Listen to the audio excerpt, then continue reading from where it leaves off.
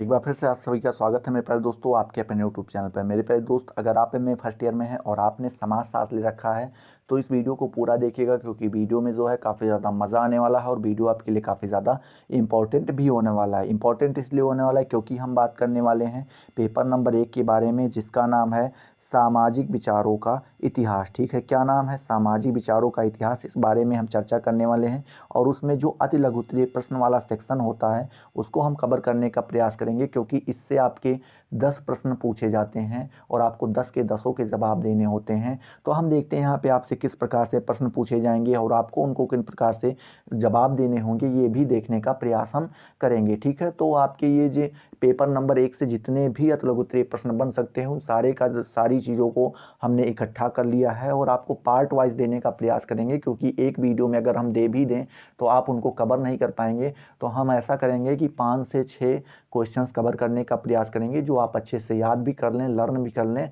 और आप उनका जवाब भी अच्छे से दे पाएँ। इकट्ठा 2 से 3 घंटे का वीडियो बना देने से कोई फ़ायदा है नहीं, ना आप उससे कोई प्राप्त कर पाएंगे और ना उससे हमें कोई फ़ायदा मिलने वाला है। ठीक है, तो चलिए देखते हैं आपसे प्रश्न किस प्रकार से पूछा जाने वाला है। ठीक है, पहला प्रश्न दिया है, सामाजिक विचारों से आपका क्या आशय है?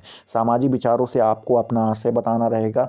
तो इस प्रकार से आप जवाब दे सकते हैं कि व्यक्ति की केवल आर्थिक आवश्यकताएं ही नहीं होती, मतलब कह रहे हैं कि जो व्यक्ति होती है उसकी केवल आर्थिक आवश्यकताएं नहीं होती, मतलब उसका पैसा कमाना ही केवल लक्ष्य नहीं होता है। वह अर्थ प्रधान प्राणी नहीं है, मतलब अर्थ प्रधान प्राणी नहीं है, पैसे से संबंधित वो मनुष्य नहीं है, अपितु वह सामाजिक प्राणी भी है। उसके आसपास के लोग उससे संबंधित होते हैं, समाज से संबंधित होते हैं। वह एक ऐसा प्राणी है जो अन्य सामाजिक प्राणियों के साथ संबंध स्थापित करना चाहता है। मतलब कह रहे हैं कि समाज में ऐसे प्राणी पाए जाते हैं जो अपने आसपास के लोगों के साथ क्या करना चाहते हैं? संबंध स्थापित करना चाहते हैं, जिनसे उनका अच्छा संबंध बना रहे। वह यह भी चाहता है कि अपनी समस्याओं का समाधान कर सके, मतलब उसकी जितनी भी समस्याएं हैं उसका समाधान वो क्या कर सके?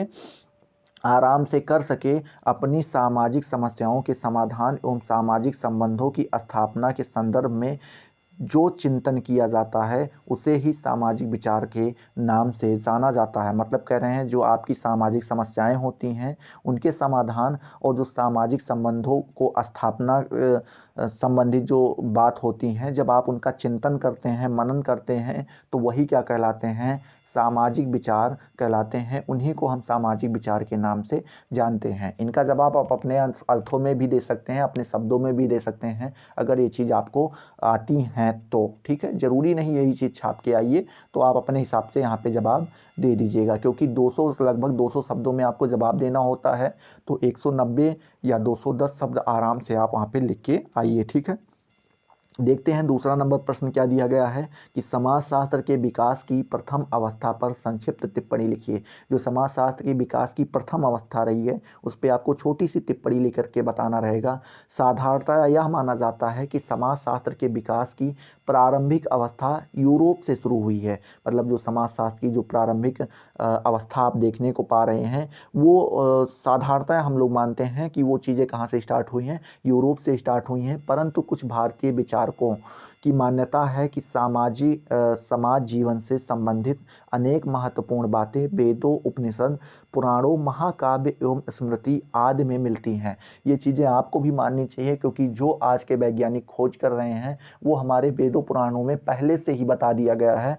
तो कुछ भारतीय विचारक ऐसे भी हैं, वो क्या कह रहे हैं कि जो ये समाज जीवन है, समाज जीवन के बारे संबंधित बहुत सारी महत्वपूर्ण बातें जो ऐसी हैं जो अब लोग ढूंढ ढूंढ के ला रहे हैं, उन चीज़ों के बारे में चर्चा पहले से ही वेदों में, उपनिषदों में, पुराणों में, महाकाव्यों में एवं स्मृतियों में, आज सारी चीज़ों में क्या की गई हैं?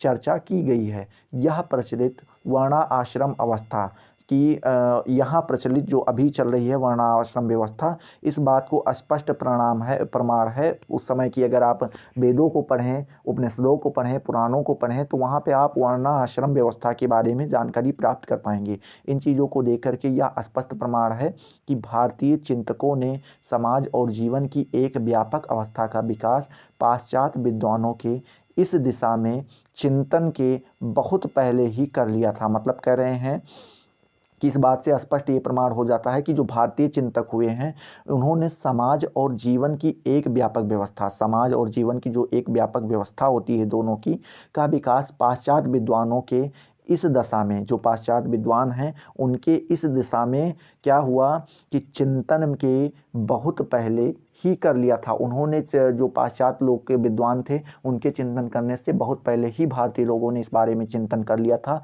लेकिन इतना तो अवश्य है कि भारतीय विद्वानों के समाज संबंधित विचार धर्म, राजनीति एवं अर्थ से काफ़ी प्रभावित हैं। मतलब कह रहे हैं कि हम इतना देखने को पा रहे हैं कि जो भारतीय विद्वान हैं उन्होंने समाज संबंधित जो विचार दिए हैं वो धर्म, राजनीति एवं अर्थ से क्या हुए हैं, काफ़ी ज़्यादा प्रभावित हमें दिखाई पड़ते हैं। ठीक है, तीसरा नंबर प्रश्न इसी प्रकार से आपसे पूछ ले रहा है, क्या पूछ ले रहा है कि चिंतन की 3 अवस्थाएं कौन कौन सी हैं। तो आपको यहाँ पे जवाब देना होगा कि काम्स ने चिंतन की 3 अवस्थाओं को 3 अवस्थाओं के नियम बताए हैं। उन्होंने क्या बताए हैं, 3 अवस्थाएं होती हैं उनके नियम बताए हैं। वो किस प्रकार से हैं, पहला तो है धार्मिक स्तर, दूसरा है तात्विक स्तर और तीसरा है प्रत्यक्ष या वैज्ञानिक स्तर। धार्मिक मतलब अगर आप धर्म को मानते हैं तो आप क्या हो जाएंगे, धार्मिक स्तर पे हो जाएंगे। कुछ होते हैं प्रत्यक्ष या वैज्ञानिक स्तर, वो होते हैं केवल वो जिन चीज़ों की तर्क होगा, जिन चीज़ों का प्रमाण होगा उन्हीं चीज़ों को मानेंगे। और कुछ होते हैं तात्विक स्तर, वो होते हैं जो दोनों प्रकार की चीज़ों को मान लेते हैं, कोई बड़ी बात नहीं है, जिनको उनको समझ में आ जाए वो चीज़ें मान लेते हैं।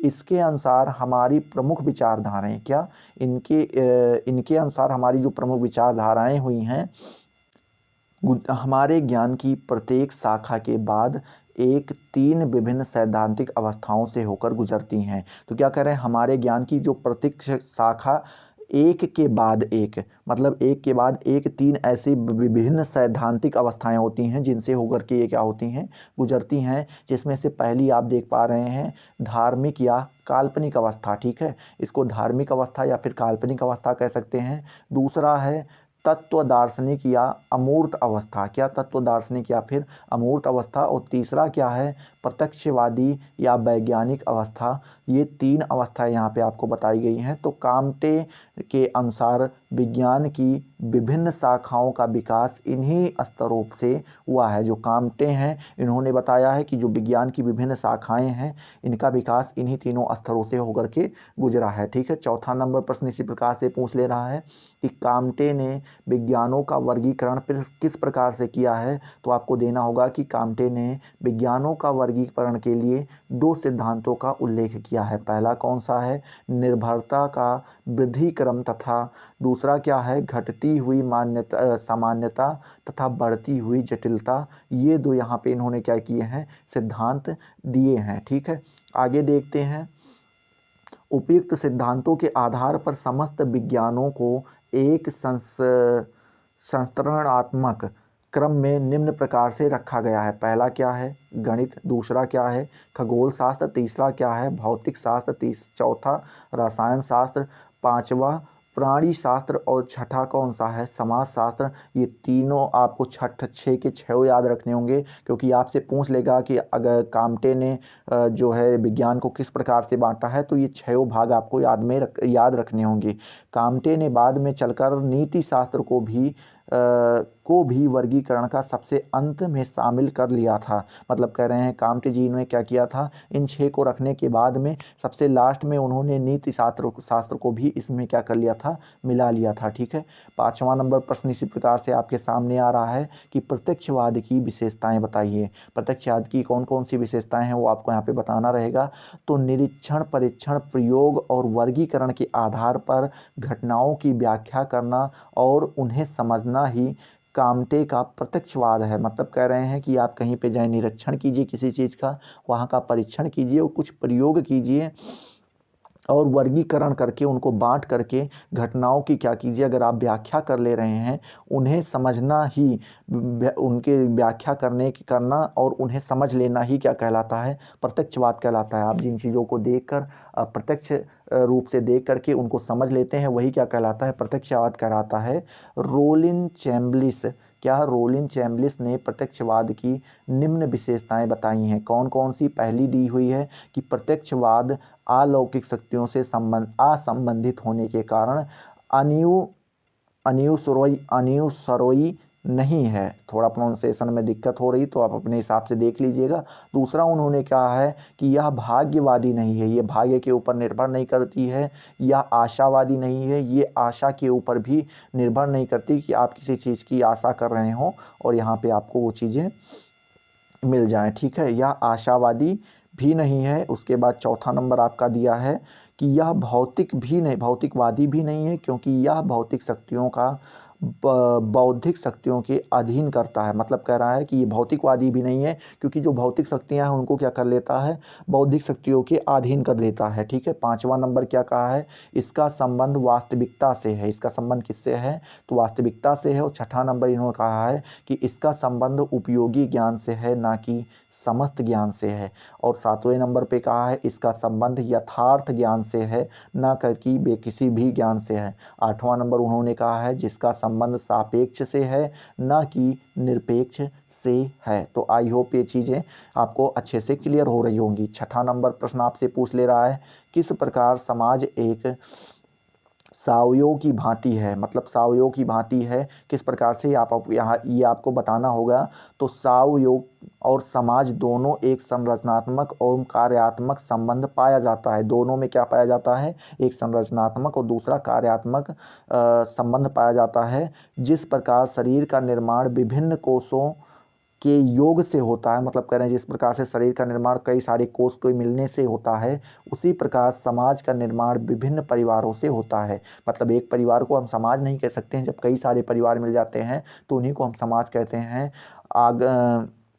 अगस्त काम्टे के अनुसार सावयव विभिन्न शरीरों क्या कह रहे हैं, सावयव विभिन्न शारीरिक तंतुओं मांसपेशियों से संगठित रहता है। इसी प्रकार समाज भी विभिन्न सामाजिक तंतुओं से संगठित रहता है।